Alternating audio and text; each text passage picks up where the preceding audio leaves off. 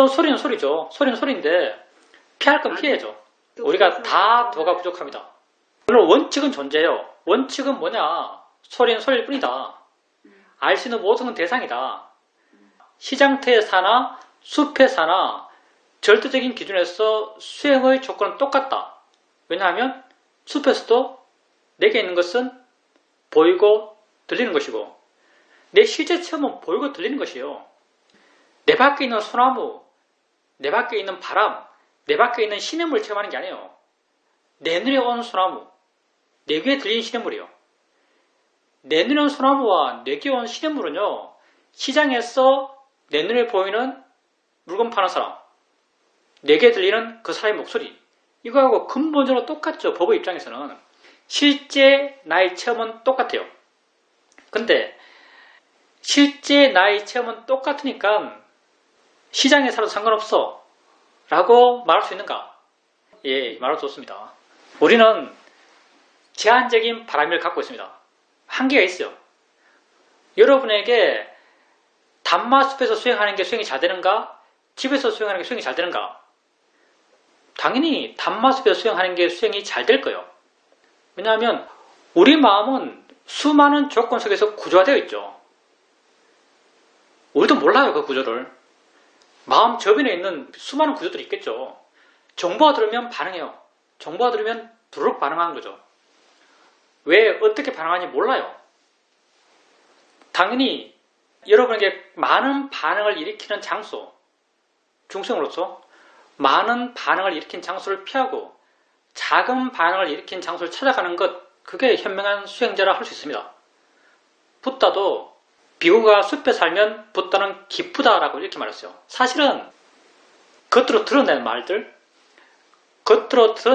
보면요, 붓다보다 우리 사이도가 더 수준 높게 가르쳐요. 겉으로 드러난 말만 보면 우리 사이도가 더 수준 높게 가르쳐요. 우리 사이들은 정말 대놓고 숲이나 시장이나 똑같다 가르치죠. 뭐 숲을 찾느냐, 숲이나 시장이나 똑같다. 근데 물론 붓다는 듣는 분들의 수준에 맞춰서 말씀하셨지만 붓다는 시장보다 숲이 더 수행하기 좋다라고 경전에 써놓고 있어요. 이게 참 애매한 거예요. 경전에 부처님은 그렇게 썼어요. 그러면 후세 사람들은, 특히 학자들, 책 가고 공부하는 사람들은 그게 절대적인 진리처럼 생각해요. 이게 교조주의죠. 문자주의. 나아가면 원리주의가 되는 거죠. 사실은 더 원리적인 게 뭐냐면요, 우리 사회의 말씀이 더 원리적인 거예요. 시장과 숲이 같다는 것. 근데 원리는 원리고요, 실제는 또 실제죠. 우리 스스로가 다 한계를 갖고 있기 때문에 여러분의 한계, 나의 한계를 인정해야 됩니다. 소리는 소리예요. 그렇지만 아마도 그런 기계음을 유쾌하게 들을 사람은 아무도 없을 겁니다. 그런 기계음을 유쾌하게 들을 수 있는 사람은 아무도 없을 거예요. 그걸 여러분이 경험해야 한다면 그걸 수행적 대상으로 보려고 노력해야 됩니다. 근데 경험할 필요가 없는 것을 굳이 경험할 필요는 없죠. 경험할 필요가 없는 것을 굳이 찾아서 경험할 필요는 없습니다. 어쩔 수 없이 들어야 하는 소리입니다. 수행적 대상으로 들었어요. 내가 소리에 대해서 정말 소리가 수행에 근본적으로 방해되는 것이 아니구나 라고 느낀 게 언제냐면, 한번 시험에 있을 때 법당에 수행하고 있죠. 정말 시험에 있으면은 미얀마 살아본 분 계시겠지만 미얀마가 정말 시끄럽거든요. 말에서 그 나팔관, 엄지를 안 좋은 나팔관 그 있잖아요. 그거 3개, 4개 다뤄놓고 챈팅하고 뭐 노래 부르고 별별 소리가 다 나와요. 근데 아마도 미얀마 사람들은 우리만큼 고통받지 않을 거예요. 그 소리에 대해서. 왜냐하면 자기들도 그런 소리 낼 일이 있으면 부담 없이 내거든요. 그래서 딴 사람이 내는 것에 대해서 별로 고통받지도 않아요. 미얀마는 사실, 우리는 공중도덕에 머리가 박혀있잖아요. 그 미얀마는 이게 그 쓰레기 같은 처리가 안 돼요. 그런 시스템이 없어요. 미얀마 아파트 사는 사람들은 휴지 같은 걸 그냥 창문 밖으로 버려요. 지나가다 보면 우리는 막 화를 내요. 근데 그거 보면서 화내는 미얀마 사람은 아무도 없죠. 공중도덕이라는 게 뭔지 기준이라는 것은 굉장히 유동적인 거죠. 그래서 미얀마에서 그렇게 방송으로 그렇게 시끄럽게 하지만 센터에서 아마도 거기에서 심각하게 화내는 것은 외국인 수행자밖에 없을 거예요. 그런 소리에 대해서 거의 한 번도 자유로운 적이 없어요. 항상 마음이 안 좋았죠. 근데 한 번은 법당에서 수행하고 있는데 우리가 2층에 수행해요. 남자는 2층, 여자는 1층이죠. 2층에서 수행하고 있는데 공고가 났어요. 1층 바닥공사, 바닥에 틈이 나서 걸으면 계속 삐걱삐걱거려요. 1층 바닥공사를 하니까 법당에서 좌선하지 않아도 좋다라고 공고가 났어요. 근데 난 범생이니까 시간을 지켜야죠. 그래서 가서 앉아 있었어요. 1층에 나무 바닥 공사를 해요. 해무로 깨고 톱으로 못질하고 실내잖아요. 실내 나무 공사를 하니까 그 소리가 얼마나 크겠어요. 그런데 앉아서 좌선하는데 소리의 물리적인 크기는 굉장히 커요. 근데 크다는 것과 소리가 내게 가까이 있다는 것은 전혀 다른 문제더라고요. 실내에 막 울리는 소리인데 그 큰 소리가 아주 내게서 멀리 떨어져 있어요. 내 마음은 거기에서 전혀 반응 안 해요. 정말 그냥 소리로 들었죠. 그때 내가 분명히 알았어요. 소리는 그냥 소리구나. 소리 때문에 내가 괴로운 것이 아니고 그 소리를 싫어하기 때문에 내가 괴롭다는 걸 명확히 그때 알았습니다. 그때만 알았어요. 그 뒤로 계속 자유로웠는가? 또 그건 또 아니죠. 우리의 지혜는 언제나 한계가 있습니다. 근데 바른 방향으로 크게 한 걸음 나아간 거예요. 소리가 수행에 방해되는 게 아니라니까요. 내 마음의 문제입니다. 어쩔 수 없이 경험해야 된다면 수행으로 경험하십시오. 여러분이 자유로울 수 있는 건 그 길밖에 없어요. 우리 수행은요 정말 단순해요. 우리 수행은 정말 단순합니다. 나를 이해하게 사는 것이죠. 나는 이 순간 알아간 존재예요. 어제 내가 살은 적도 없고요. 내일 내가 살 것도 아니에요. 여러분에겐 과거도 없고요. 여러분에겐 미래도 없습니다. 여러분에겐 현재만이 있어요. 한번 여기 대해서 깊이 생각해 보십시오. 여러분에겐 현재만 있습니다. 이렇게 있는 현재의 나를 알아가는 거예요. 맨날 해왔던 거잖아요. 느끼고, 보고, 듣고, 생각하고, 맛보고, 냄새 맡고 있어요. 그런 나를 알아가요. 있다고 알고, 있다고 알고, 있다고 알아가요. 그렇게 알아가면서 그것을 바르게 보려고 노력해요. 내 노력의 방향은요, 바르게 보려고 하는 거예요. 마음을 바르게 하고, 바른 견을 일으키려고 그래요. 그래서 여러분이 수행해 나가면서 기본적으로 외적으로 드러나게 하면서 수행을 바르게 하는 가장 쉬운 방법. 그게 뭐냐면요. 첫째, 질문하면서 수행해라. 그러면 여러분 수행을 바르게 하고 있어요. 뭐가 일어나고 있지? 이렇게 물어보세요. 내가 기초수행 공부할 때 항상 하는 말이죠. 뭐가 일어나고 있지? 뭐가 알아지지? 이렇게 물어보라고 해요. 근데 개별 인터뷰하면서 그렇게 물어보십니까? 라고 하면 물어봅니다고 한 사람이 별로 없어요. 정말 약간 경이로워요. 물어봅니다고 한 사람이 별로 없어요. 사실 내가 이렇게 말하는 건요. 다른 분들은 썩 이렇게 말하진 않을 건데 내가 이렇게 수행했어. 내가 이렇게 말하는 거예요. 뭐가 일어나고 있지라고 물으면요. 수행하는 마음이 아주 자연스럽게 바르게 됩니다. 내가 수행하는 마음을 바르게 하려고 할 필요가 없어요. 뭐가 일어나고 있지? 뭐가 알아지지? 이렇게 물으면 수행하는 마음이 아주 발라져요. 그리고 내가 그것을 알 것이라고 기대하지 않았던 뭔가가 나타나요. 이게 무슨 말이냐면요. 조건되어 지 스스로 일어나는 것이 생겨나요. 조건되어 지 스스로 생겨나는 것, 이게 법이죠. 자연스럽게 내가 알아차림해야 할 법이 드러나요. 그러니까 물으세요. 뭐가 일어나고 있지? 뭐가 알아지지? 그렇게 물으면서 수행한다면 수행을 아주 바르게 하는 겁니다. 그리고 또 하나 물리적으로 그렇게 행했을 때 수행을 바르게 한다라고 말할 수 있는 건요. 바른 견해를 일으키면서 수행한다면 수행을 바르게 하는 거예요. 소리 들으면서 저 대상이지. 저절로 일어난 자연의 이치지. 라고 자기 스스로 서로에 대해서 생각해 준다면요. 그 사람은 수행을 그러게 할 수가 없어요. 느끼면서 느낄 뿐이지, 대상이지, 자연의 이치지 라고 바른 견해를 일으키면서 수행한다면요. 그 사람은 수행을 바르게 하지 않을 수가 없어요. 왜냐하면 그렇게 묻게 되면요. 수행하는 마음이 저절로 발라져요. 그 발라짐이 우리에게 와닿기로는 물러나는 걸로, 가벼워지는 걸로, 부드러워지는 걸로 와닿죠. 번뇌가 줄어드는 걸로 와닿은 거예요. 가벼워지고 물러나고 부드러워지는 것, 이게 다 번뇌가 줄어들었기 때문에, 집착이 줄어들었기 때문에 마음에 생겨나는 느낌입니다. 이렇게 모르면서 수행한다면요. 그 사람은 수행을 그릇되게 할 수가 없어요. 그리고 여러분이 이렇게 해나가게 되면요. 우리 수행의 점차, 우리를 하면 너무 일반적인데 나는 수행을 굉장히 좁게 가르칩니다. 요렇게 하고, 그럼 요렇게 되니까 다음 요렇게 하고, 그 다음 요거 해라. 요렇게 가르치죠. 가르친다는 말은 표현을 쓰겠습니다. 나는 내 스스로 가르친다는 생각을 전혀 안 해요.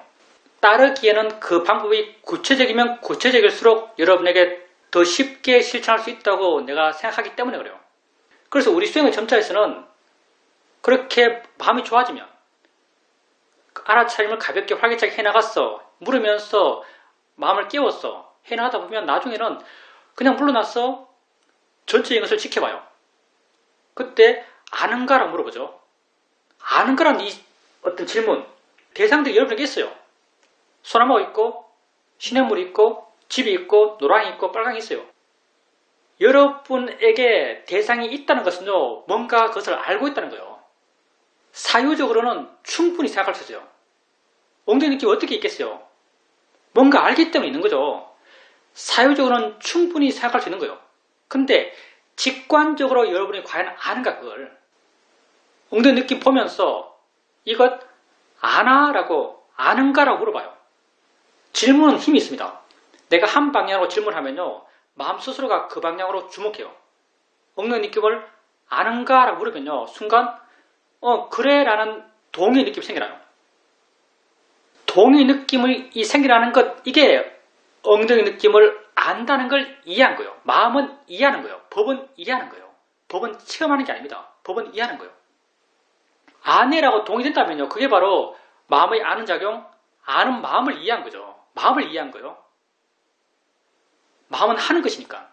한다고 이해되면 그건 마음을 이해한 거죠. 이렇게 아는 마음을 이해 나가요. 하면 할수록 더 쉽고 더 능숙하게 해나가겠죠. 아는 마음을 이해하는 게 모든 마음을 이해하는 단초가 됩니다.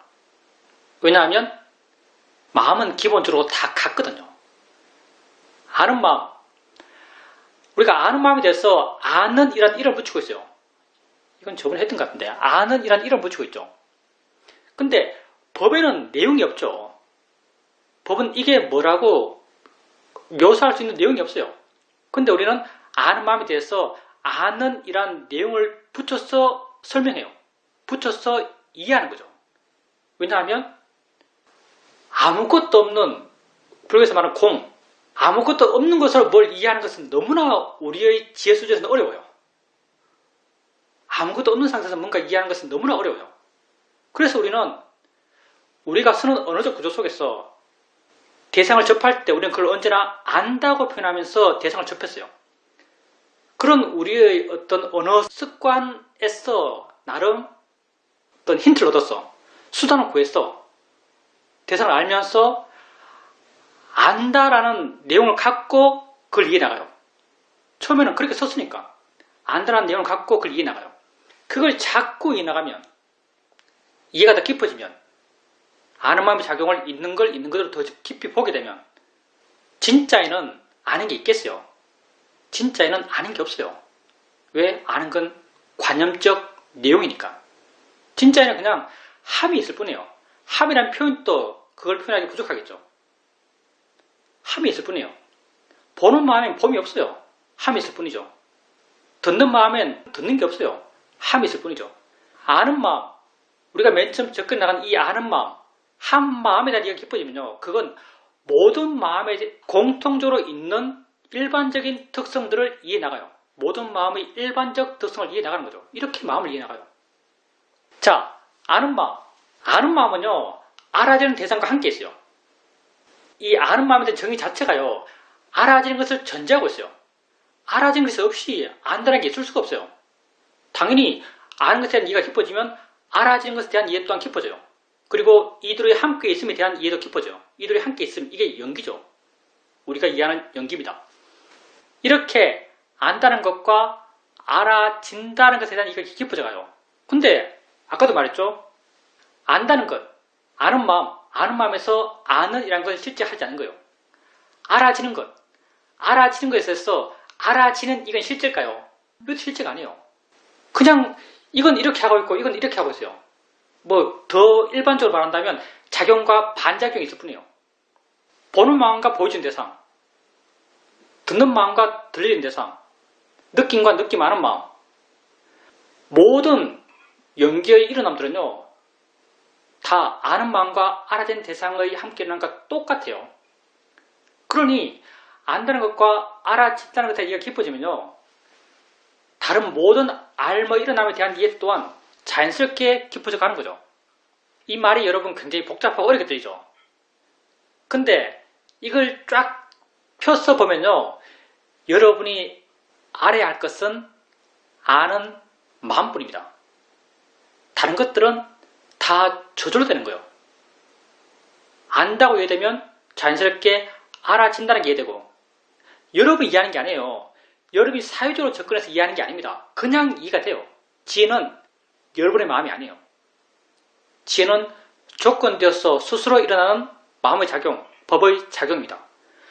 안다는 것을 이해해 나가면요, 그것과 함께 있는 알아진다는 것에 대한 이해는 저절로 생겨나요.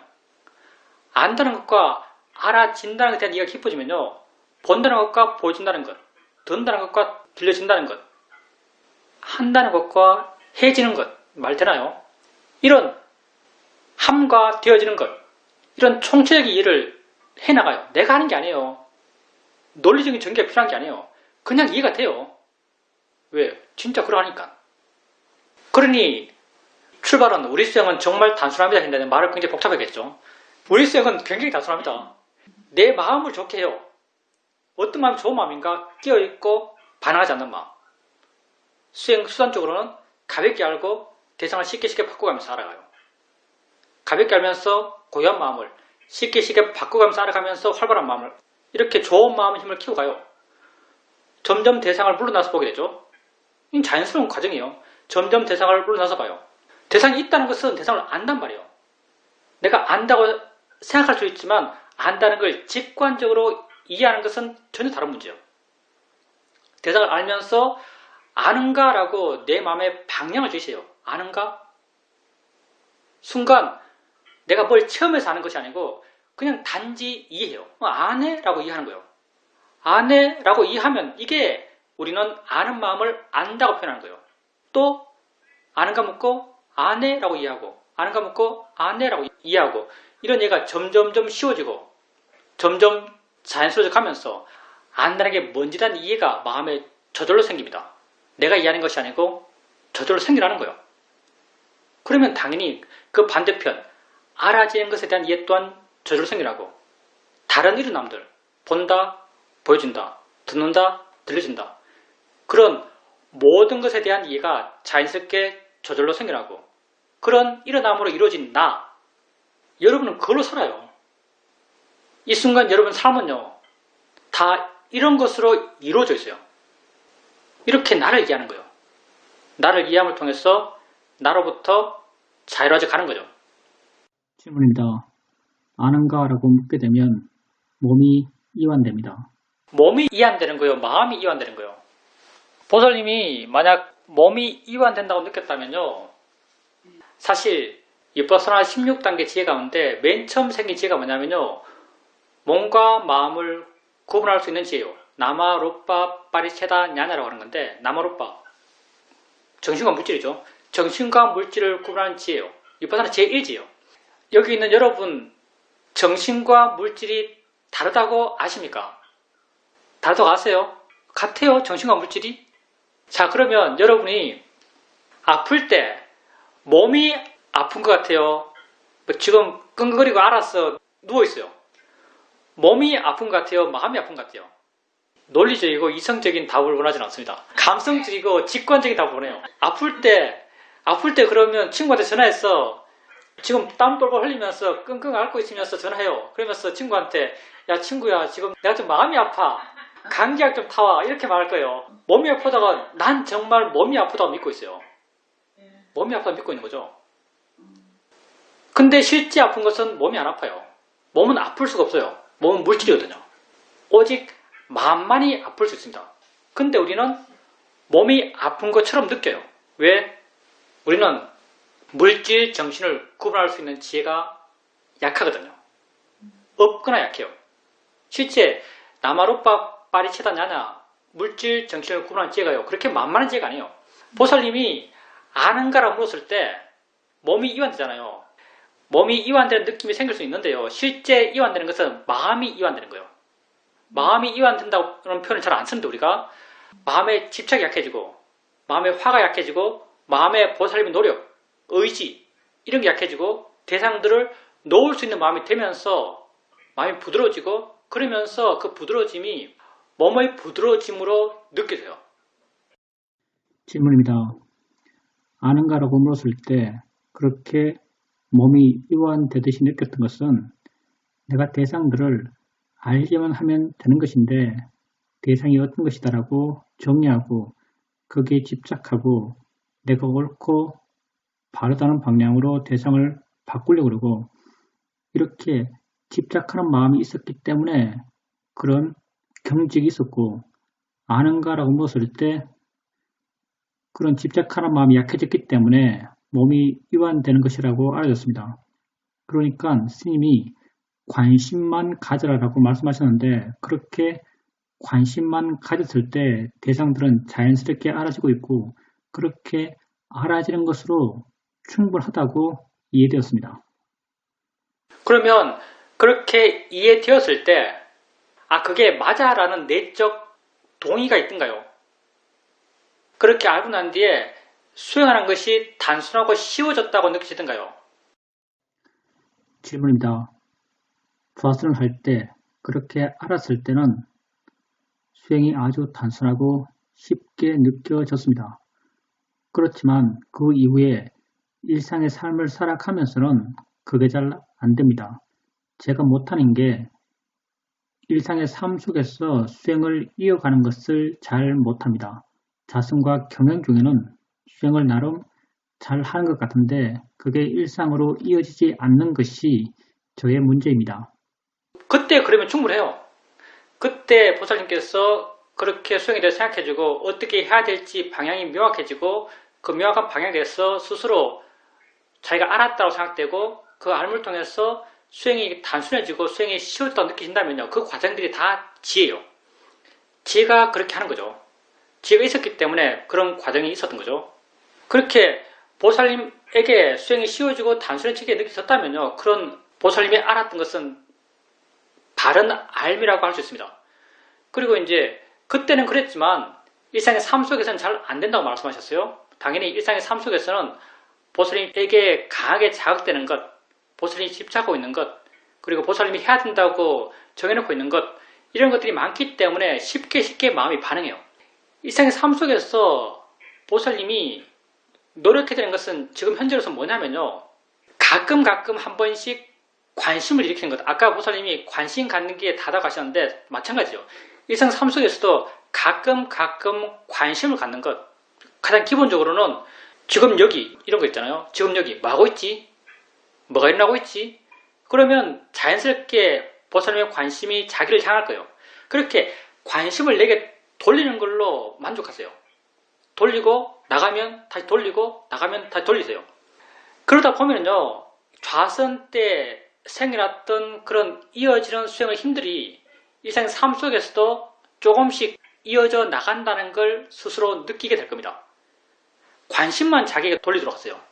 좌선처럼 이어지게 좋은 마음으로 알아차림을 해나가야 된다라고 생각할 필요 없습니다. 관심만 자기에게 돌리세요. 일상의 삶 속에서는 내가 노력해서 하는 수행으로는요, 알아차림이 절대로 이어지지 않습니다. 왜냐하면 일상의 삶의 내용도 내가 충실해야 되기 때문에.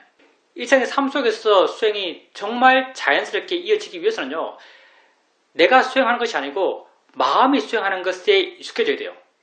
마음이 지가 하는 거예요. 마음이 스스로 수행하면서 나는 세상을 사는 거예요. 나는 어떤 내용을 가진 나죠. 내용을 가진 세상을 살아요. 수행은 마음 스스로 해나가요.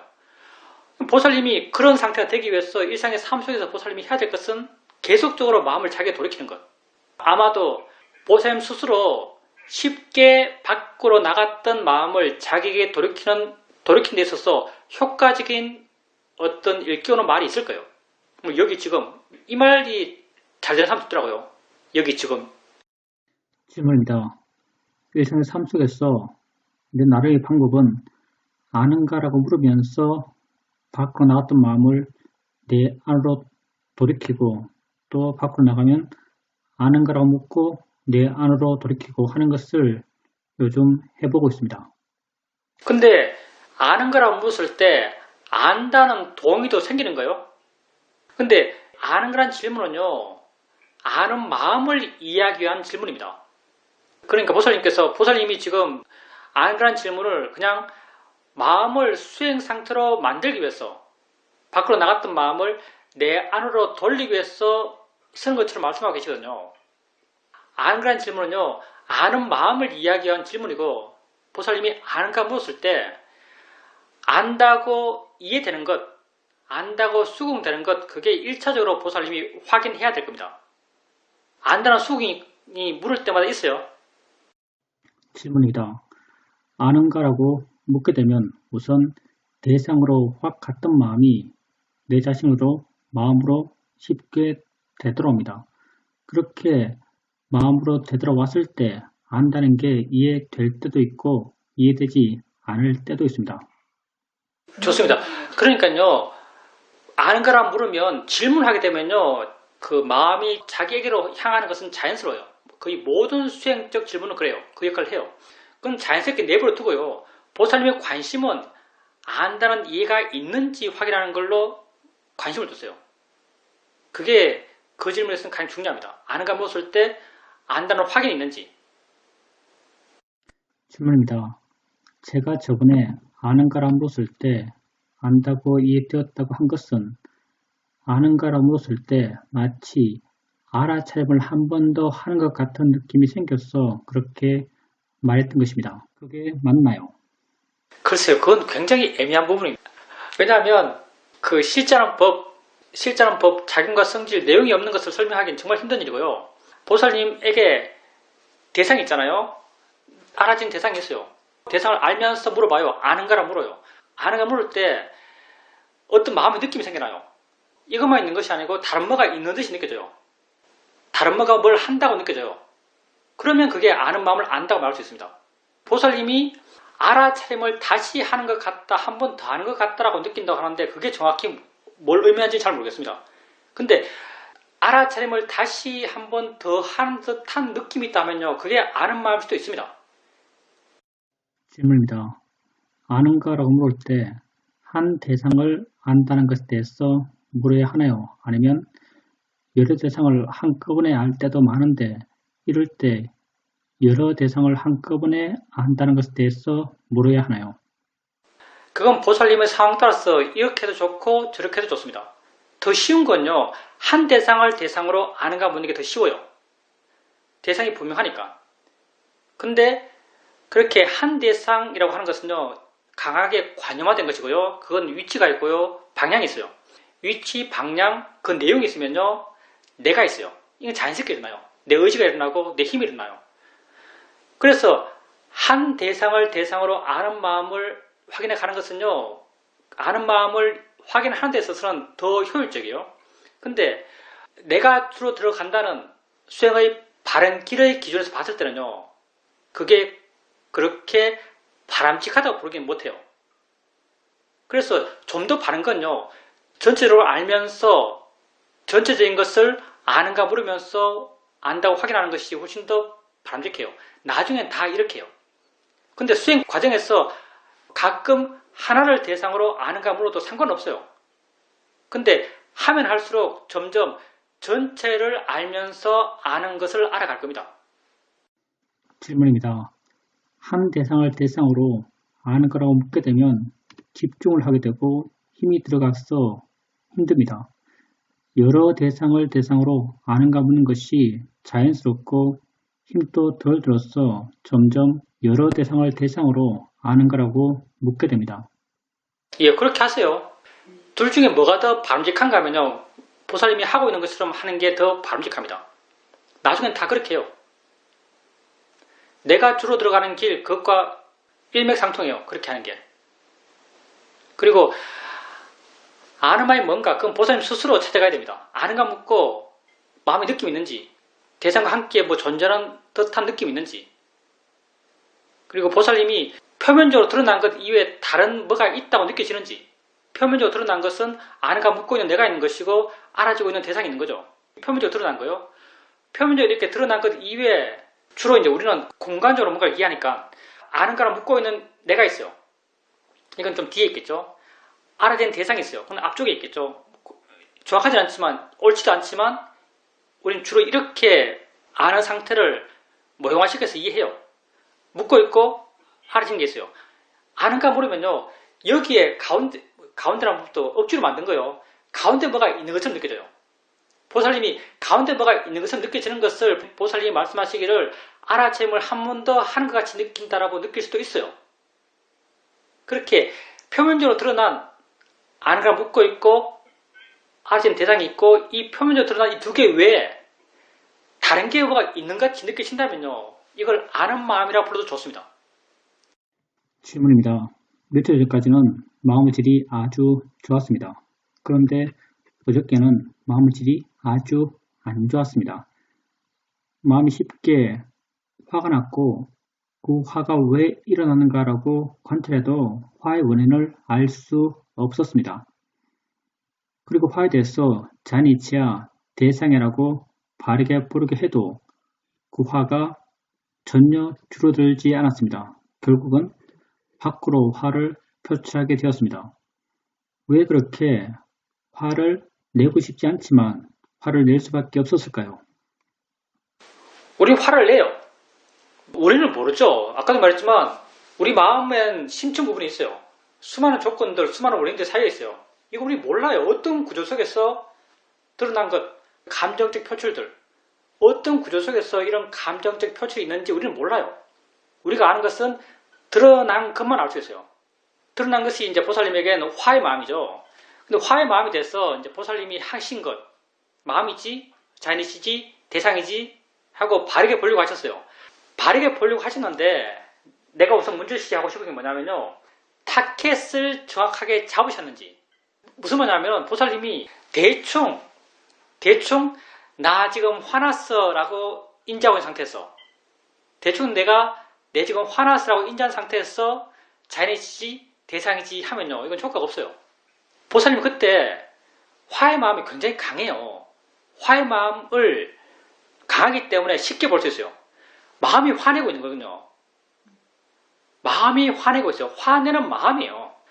화내는 마음에 마음을 두면서 화내는 마음을 알면서 마음을 둔다는 것은요. 화내는 마음을 안다는 거예요. 그냥 내가 화났어라고 하는 게 아니고요. 화내는 마음을 알면서 이 마음은 알아지는 대상이지. 이 마음은 자연의 이치지. 라고 바른결을 일으켜주는 것. 이렇게 바른결을 일으켜주는 게 바르게 수행하는 상태예요. 보살님이 대충 내가 화났어. 그 상태에서 자연이치다 대상이다 해봐야 효과가 없어요. 그리고 이렇게 어떤 조건 속에서 화가 났어요. 우리는 사실은 이 화를 바꾸고 싶어 하는 게 아니고요. 이 조건을 바꾸고 싶어요. 우리는 우리 존재의 본질을 본질적으로 바꾸고 싶잖아요. 근데 이 조건은 우리에게 알아지지가 않아요. 어떤 원인 속에서, 어떤 조건 속에서 지금 내가 이걸 체험하는지 몰라요. 근본적으로 우리 삶의 조건들을 결정하는 것은 우리가 알 수 없는 조건들이에요. 우리가 업이라고 부르기도 하죠. 이걸.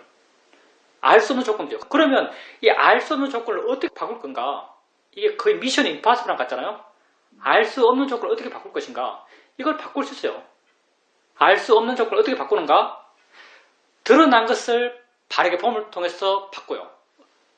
어떤 조건 속에서 드러났어요. 이 드러난 게 화예요. 예를 든다면 화가 드러났어요. 화가 드러났는데 어떤 조건 속에서 이 화가 일어난지 난 모르겠어요. 내가 알 수 있는 것은 화뿐이에요. 이 화에 대해서 우리가 자연이시다, 대상이다, 알아지는 것이다, 마음일 뿐이다, 내가 아니다 하면서 계속 바르게 보려고 해요. 무상고 뭐하러 보려고 하는 거죠.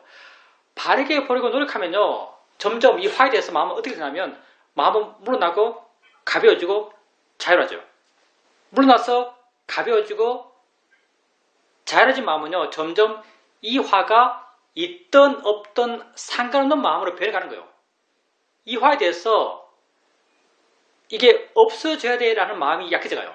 있든 없든 상관없는 마음이 되어나가요. 이 마음을 우리는 우백과 평온의 마음이라고 그러죠. 일어나는 대상이 됐어. 우리가 알 수 있는 드러난 대상에 대해서 이렇게 마음이 우백해지면요. 이 대상을 일어나게 했던 마음의 조건이 변해요. 이게 왜 그렇게 변하는지는 몰라요. 어떻게 그렇게 변하는지도 몰라요. 그런데 드러난 것에 대해서 마음이 흘러나고 가벼워지고 자유해지면요. 이렇게 마음이 우백해지면요. 그 드러난 것을 일으켰던 우리가 알지 못하는 그 원인들이 변합니다. 그렇게 지혜가 그것이 안 좋은 것이라면 그 힘을 약화시켜요. 그러니 보살님이 그렇게 화가 났을 때 해야 될 것은 단순합니다. 드러난 것, 보살님이 아는 것, 화의 마음이죠. 화의 마음을 바르게 보려고 노력하는 거예요. 자연이치다, 대상일 뿐이다라는 바른 견해를 일으키면서 바르게 보려고 하시는 겁니다. 질문입니다. 스님의 말씀을 들어보니까 그때 나는 내가 화났다, 나의 화더라고 생각했지 그 화가 내 화가 아니다.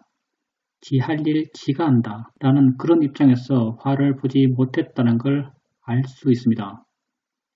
내가 화났다, 나의 화라는 생각에서 자연이치다, 대상이라는 바른 견해를 그냥 습관적으로 일으켰던 것 같습니다. 타켓이 정확해야 됩니다. 자연이치고 대상인 것은요. 그 화의 마음이 자연이치고 화의 마음의 일어남이 자연이치고 그게 대상이에요. 그러면 화의 마음에 대해서 보살님 마음이 변했을 거예요. 부드러워지는 걸로 가벼워지는 걸로 변했을 겁니다. 화를 주려고 수행하는 게 아니에요. 우리 수행 방향이란 게요. 화를 주려고 수행하는 게 아닙니다. 화로부터 자유로워지려고 수행하는 거예요. 대상은 있든 없든 상관이 없어요. 그게 화든 두려움이든 공포든 아무 상관이 없어요. 뭐가 있든 상관없어요. 우리는.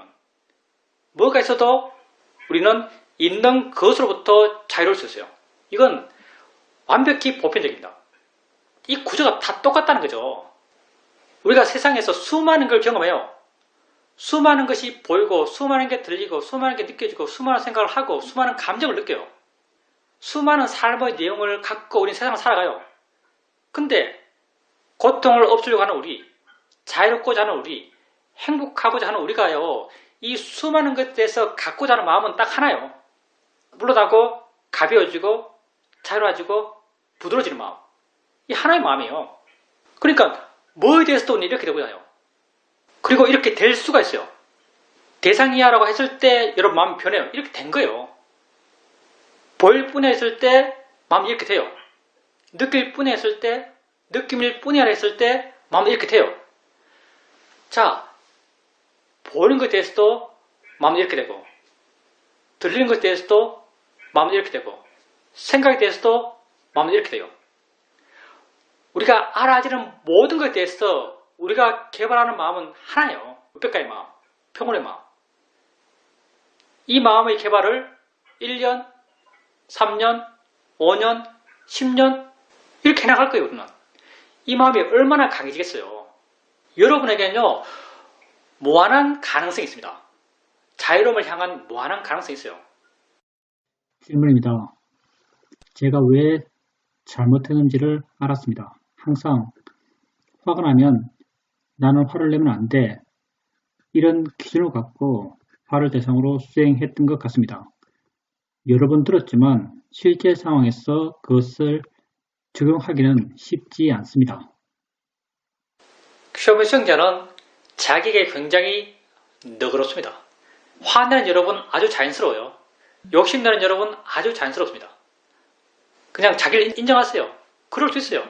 단지 그걸 바르게 버리고 노력할 뿐이에요. 그것으로부터 자유로울 수 있습니다. 그거면 돼요. 우리는 내 자신이 어떻게 되어야 한다고 생각하지 않습니다.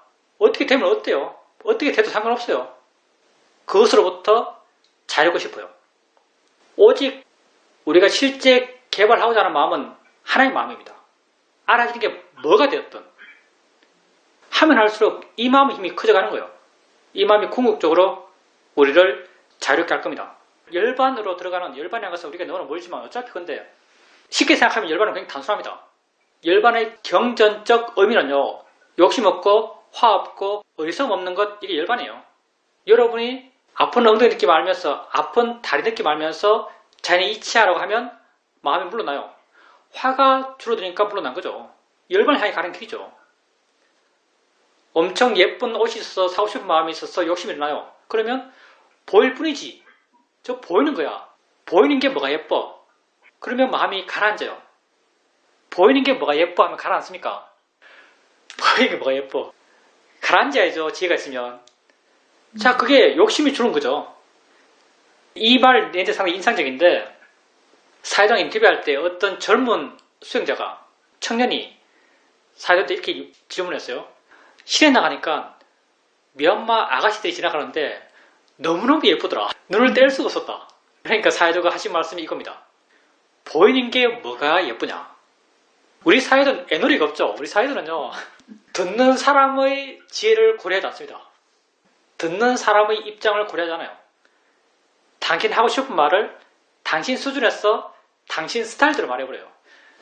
보이는 게 뭐가 예쁘냐? 난 그때 무슨 말인지 몰라서 보이는 게 예쁘지 뭐가 안 예뻐. 보이는 게 예쁘지 어떻게 안 예쁘지? 사회적인 말을 도저히 이해할 수 없었죠.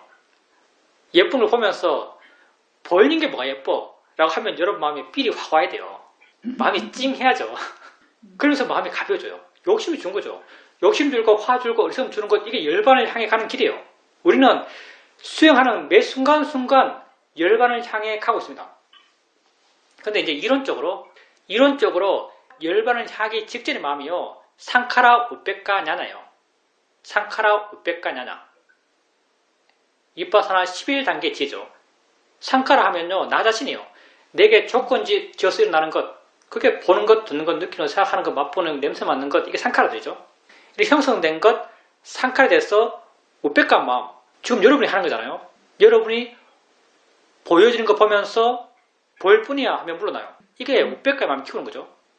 다 상카라 우백가 냐나에서요. 뭐 대단하고 엄청나고 나는 모르는 그런 지혜가 아닙니다. 여러분이 소리 들으면서 소리일 뿐이지 할 때 마음 부드러워져요. 이게 상카라 우백가 냐나가 생겼기 때문에 생긴 거예요. 소리 이게 상카라죠. 느낌 알면서 느낄 뿐이야 잔이 이치지라고 하면 느낌에 대해서 마음이 부드러워져요. 이게 상카라 우백가 냐나가 생긴 거죠. 느낌 일어난 것 이게 상카라죠. 이런 마음을 우리 수행해 나가면서 매 순간순간 개발해 가고 있습니다.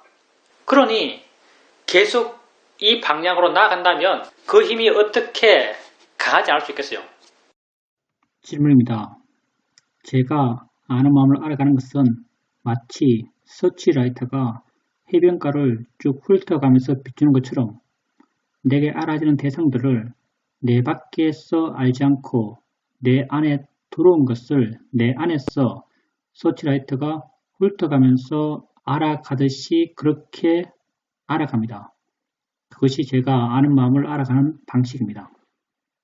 근데 그때 자기 몸 안으로 들어온 것을 서치라이트로 한다는 것은 부분으로 옮겨가면서 하는 거잖아요. 이렇게 하고 이렇게 하잖아요. 근데 이렇게 옮겨갈 필요가 있나요? 그냥 한꺼번에 다 알아지지 않나요? 질문입니다. 물론 전체적으로 다 알아지기도 하지만 그렇게 서치라이트처럼 알아갔을 때 외부 자극에 대해서 내 마음의 반응이 더 작은 것 같습니다.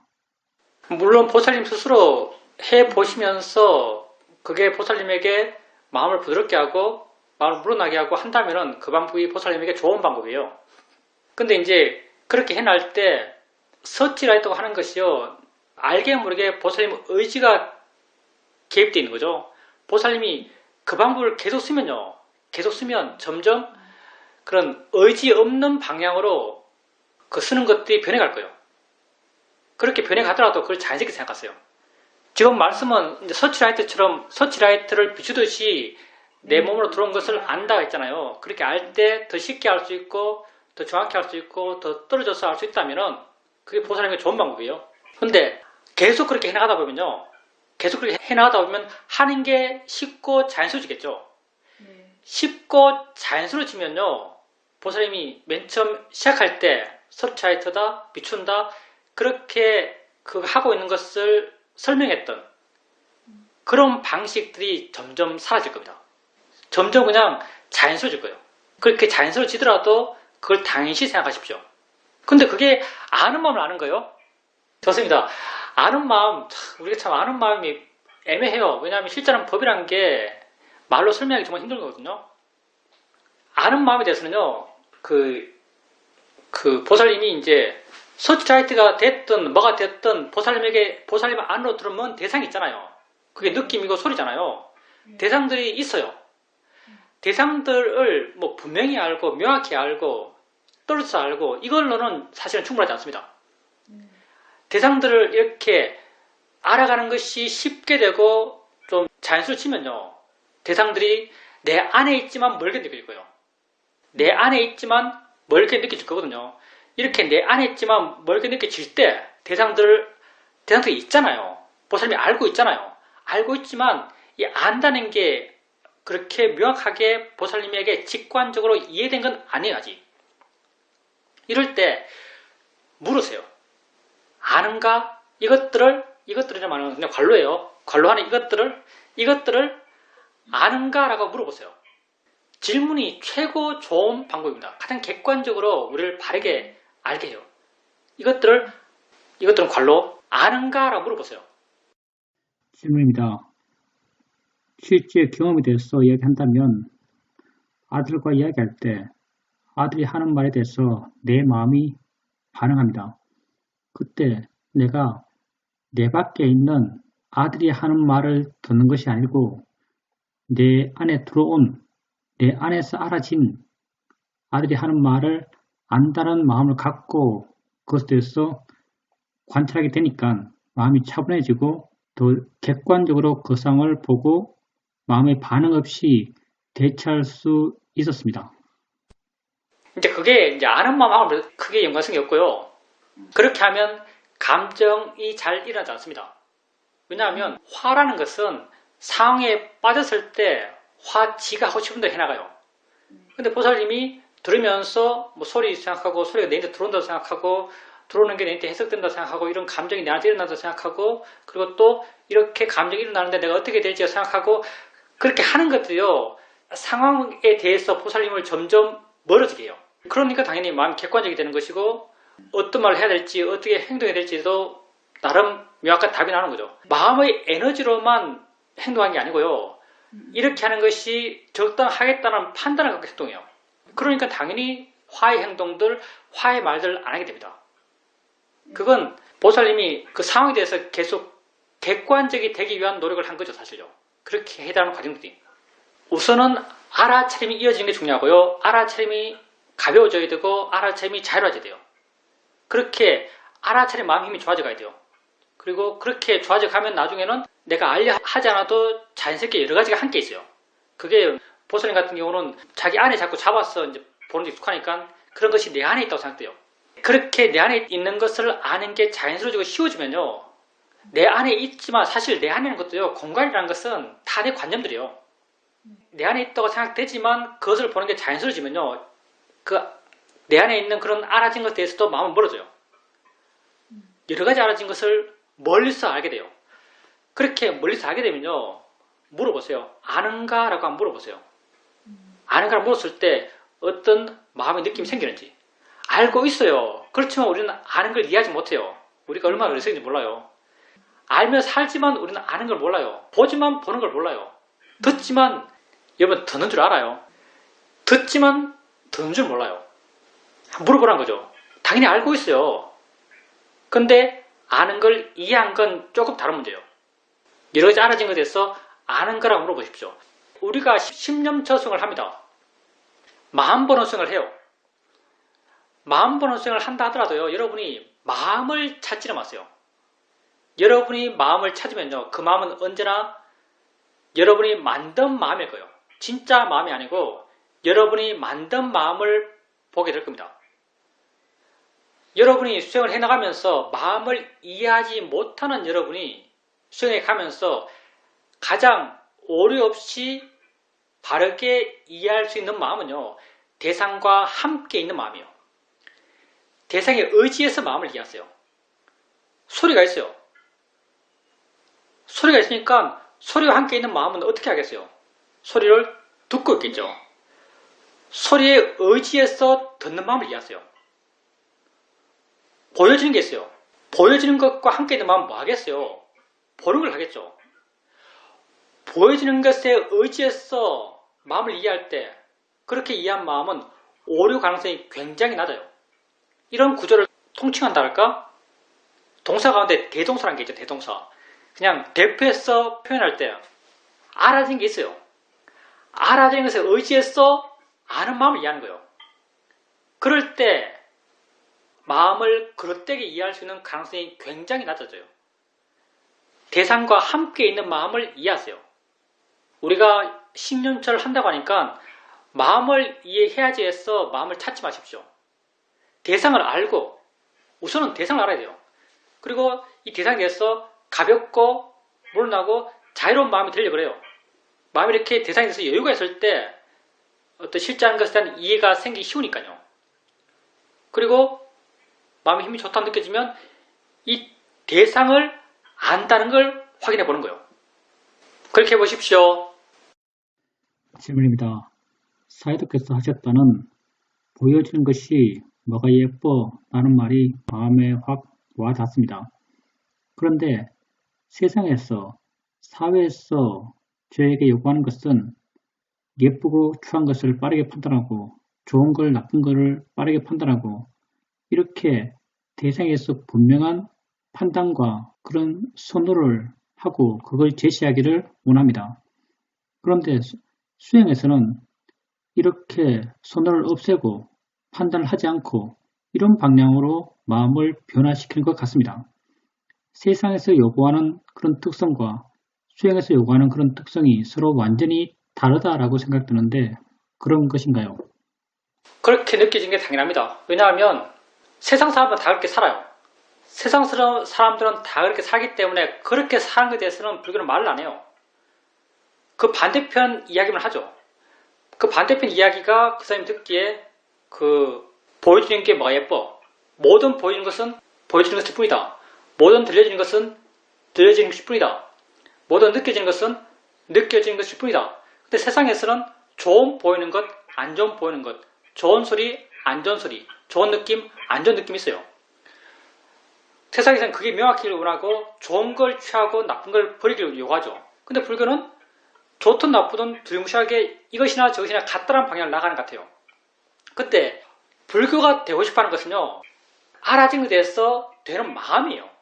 이 대상이 좋고 나쁘고 여기에 관심인 게 아니고요. 대상이 예쁘고 추한 게 관심인 게 아니고요. 이 대상에 대해서 마음이 자유롭고 싶어요. 마음이 물러나서 가벼워지고 자유롭고 싶어요. 이렇게 자유로워진 마음. 자유로워진 마음은요. 이렇게 예쁘고 추한 게 있다면 예쁜 걸 예쁜 줄 모를까요? 자유로워진 마음은요. 자유로운 상태에서 예쁜 걸 예쁜 줄 알아요. 근데 예쁜 것에 집착하잖아요. 좋은 걸 좋은 줄로 알지만요. 좋은 거에 집착하잖아요. 집착하지 않는 마음이 되고 싶어하는 거예요. 예쁜 걸 예쁜 줄 모르고 싶어하는 게 아니에요. 자유로우면서 예쁜 줄 알아요. 자유로우면서 이게 추한 줄 알아요. 사회적 가치가 그것을 어떻게 평가하는지 명확히 알아요. 더 명확히 알겠죠. 왜냐하면 좋은과 나쁨이라는 것이 우리가 근본적으로는 사회적 일반적 가치요, 아니면 개인적 가치요? 실제로는 다 개인적 가치잖아요. 개인적 가치가 대충 보편성을 띄어서 사회적 가치가 된 거죠. 실제 내가 반응하는 것은 다 개인적 가치요. 개인적 가치와 사회적 가치가 다를 수도 있어요. 근데 자유로운 사람은요, 이 사람들도 개인적 가치가 있나? 자유로운 사람은 나도 완전히 자유롭지 않아가지고 잘 모르겠네요. 자유로운 사람은 알아진 것에 대해서 자유로워요. 그게 있든 없든 상관이 없고 이렇게 됐든 저렇게 됐든 상관이 없어요. 그렇지만 그 사람도 사회적 가치에서 어떻게 되는 것이 옳은지는 분명히 알아요. 그리고 그렇게 옳은 방향으로 전개되기 위한 개인적 노력도 할 수 있어요. 해야 된다면 할 거예요. 그러니 할 건 똑같이 하지만 불교 수행하는 사람은 자유로운 상태에서 그걸 해나갈 거고요.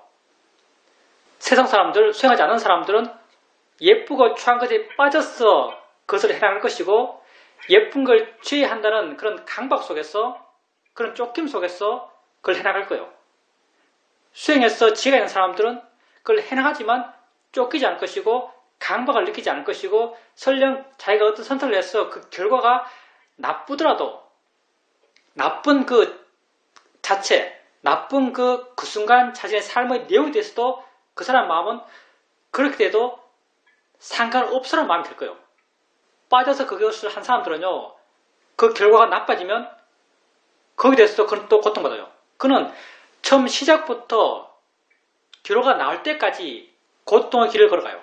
근데 마음이 자유로운 사람은요, 같은 걸 하지만 고통받지 않고 해나갈 수 있어요. 근데 이제 우리의 한계가 또 있죠. 이 번뇌 속에서 일을 하는 사람은요, 아마도 굉장히 일을 빠릿빠릿하게 할 거예요. 빨리 선택할 거고, 빨리 결정할 거고, 빨리 실천하겠죠. 근데 지혜 속에서 일을 하는 사람, 있다고 한다면, 지혜 속에서 일을 하는 사람은 그렇게 빨리 할까요? 세상에서 그렇게 능력 있는 사람은 되게 힘들걸요. 정말 지혜로서 세상을 살아간다. 불교에서 말하는 지혜, 500가지 지혜로서 세상을 살아간다. 그러면 그렇게 능력 있는 사람이 되기는 힘들 거예요. 세상에서 말하는 능력 있는 사람, 특히 단기 승부에 굉장히 약할 것 같아요. 단기 승부에 굉장히 약할 것 같은데, 근데 반대편으로 이 사람들은 장기 승부에는 굉장히 강해요. 왜 그런가 하면요, 번뇌가 있는 사람은, 번뇌로서 일을 하는 사람은요, 일관성이 없어요.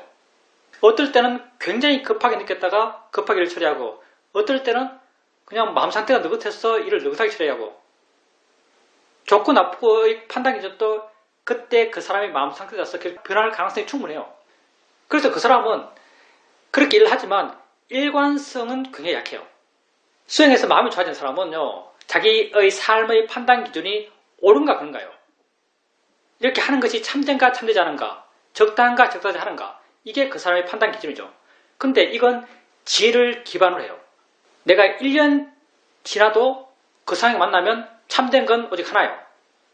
10년 뒤에도 그 상황이 되면 참된 건 오직 하나요. 그래서 이 사람은요, 이렇게 지혜로서 삶을 살아가는 사람은요, 자기 생 내내 그 순간을 만났을 때 언제나 같은 패턴, 같은 속도, 같은 말, 같은 행동을 할 거예요. 굉장히 일관성 있는 삶을 살아갑니다. 그래서 장기간, 긴 시간을 놓고 하는 승부에서는 지혜로 삶을 살아가는 사람이 훨씬 더 유리하지 않을까라고 생각합니다. 근데요, 다 이게 무의미해요. 왜냐하면 정말 우리가 되고자 하는 것은요, 우리 마음이 변해가기를 원하는 우리의 방향은요, 저 소리가 있든 없든 상관없는 마음이 되고 싶어요. 저 보이는 것이 있든 없든 상관없는 마음이 되고 싶어요. 이 느낌이 있든 없든 상관없는 마음이 되고 싶어요. 그게 물러나는 마음이고 가벼워진 마음이고 자유로워진 마음이에요. 나중에는요, 정말 이 힘이 좋을 때는요, 내 인생이 어떻게 되든 상관없는 마음이 됩니다. 내 인생이 어떻게 돼도 상관이 없어요. 나는 어떻게 돼도 나 자신이고요. 나는 나 자신이면 충분히 행복해요. 그런 마음이 돼요. 정말 수행에서 지혜 있어서 마음이 좋을 때는요, 이런 마음이 돼요. 정말 수행에서 마음이 좋으면요, 어떻게 돼도 상관이 없어요. 왜? 그런 힘을 키웠으니까. 소리가 있든 없든 상관없는 마음, 이 마음이랑 나의 내일이 어떻게 되든 상관없는 마음, 이 마음은 같은 성질이에요. 그러니 뭘 더 빠르게 판단하고 널 더 빠릿빠릿하게 결론 내고 그런 것에 대해서 점점 의미를 줄여갈 겁니다. 질문입니다.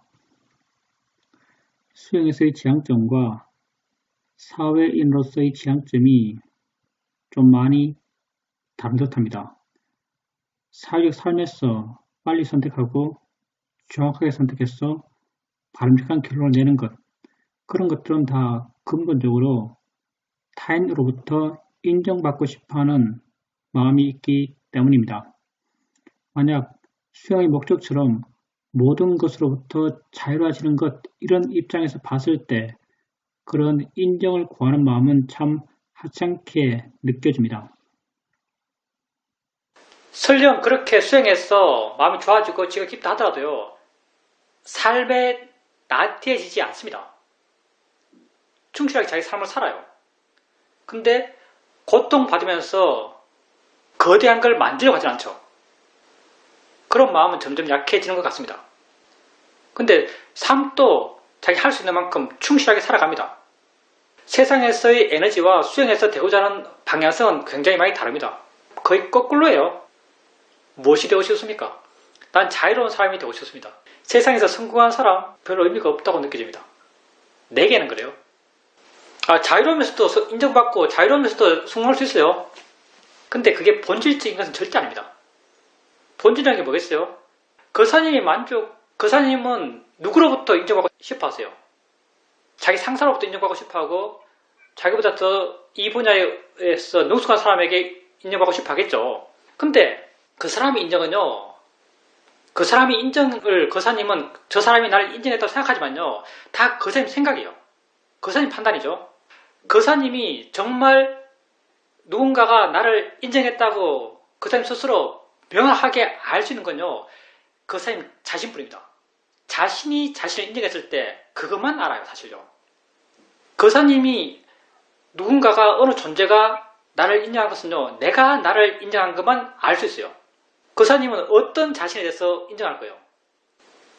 바쁘게 판단하고 예쁜지 추한지 판단해서 예쁜 걸 취하고 그 판단을 남에게 보여주고 보여주는 다른 사람으로부터 칭찬받고 칭찬 들으면 내 마음은 좋아지고 그건 들뜸이죠. 들떠지고 그렇게 칭찬받는 자신을 보면서 만족할까요? 아니면 칭찬 그 자체에 만족할까요? 이거 말해보기가 재밌는데요. 칭찬 그 자체에 만족할까요? 칭찬받은 나에게 만족할까요? 칭찬 그 자체에 만족합니다. 사실은 생각해보니까 나에 대한 만족이 아니에요. 칭찬, 내 밖에서 온 칭찬, 이건 완전히 관념적인 거죠. 거기서 나에 대한 만족을 잊죠. 그 과정에서 나에 대한 만족은 없는 것 같은데요. 내가 인정하는 나 자신, 거사님이 수행해서 마음이 좋아지고 마음이 기뻐지고 마음이 자유로워지고 자유로워진 자신을 알고 자유로워진 자신을 알면요, 그렇게 자유로워진 자신에 대해서 마음이 뿌듯해요. 마음이 행복해요. 이거는 정말 진정한 내가 나를 인정한 그런 상황이라고 할 수 있습니다. 수행을 해나가면서 지혜가 깊어져 가면서 점점 스스로를 인정해 갈 겁니다. 난 그게 최고라고 생각됩니다. 내가 진정 추구해야 될 어떤 인정의 방향이라고 생각돼요. 나를 알고 바르게 알려고 하는 것, 이게 수행이에요. 이것뿐이에요. 그렇게 자기에게 관심을 두고 바른 계략을 일으켜주고 자기를 알아가면 됩니다. 스스로 만족하는 자가 될 거예요. 무엇이 있었어, 무엇을 가졌어, 무엇 때문에 만족하는 게 아니고요. 그냥 내가 이대로 나였어 만족하게 될 겁니다.